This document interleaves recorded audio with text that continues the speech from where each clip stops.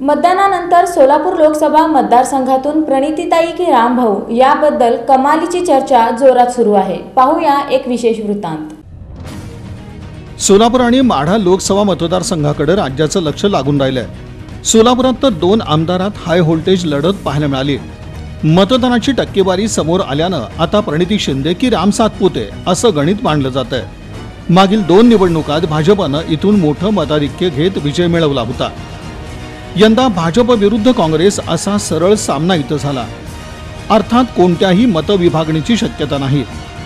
विधानसभा मतदारसंघ निहाय विचार केला तर महाविकास आघाडीला शहर मध्यमधून मोठ्या आघाडीची आशा आहे। शहरालगत असणाऱ्या दक्षिणमधूनही यावेळेस प्रणिती शिंदे यांच्या बाजूने चांगलं मतदान असल्याचा दावा काँग्रेसची मंडळी करतायत। चिमणीचा मुद्दा आणि शेतकरी विषयक धोरणं असे दाखले दिले जात आहेत। तर मोहोळसह मंगळवेढा पंढरपूरच्या ग्रामीण भागातूनही महाविकास आघाडीला अपेक्षित प्रतिसाद गृहीत धरला जात आहे।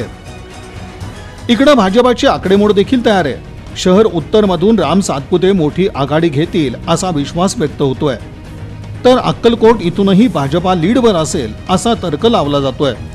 दक्षिणमधील शहरी आणि ग्रामीण मिळून परिस्थिती कव्हर होईल तर मोहोळ मंगळवेढा पंढरपूर इथून चांगलं मतदान भाजपाकडून हाताशी धरलं जात आहे।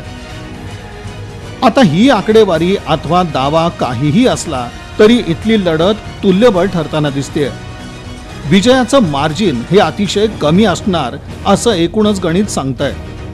थेट लढत, शेतकऱ्यांचे प्रश्न, मराठा आरक्षण या घटकांचा परिणाम, त्यानुसार झालेलं मतदान, दुसरीकडे मोदी फॅक्टर, महायुतीनं शेवटच्या दिवसात लावलेला जोर, अशा पॉइंटवर इकडे तिकडे झालेलं मतदान हेच निर्णायक ठरेल असा अंदाज राजकीय वर्तुळात बांधला जातोय।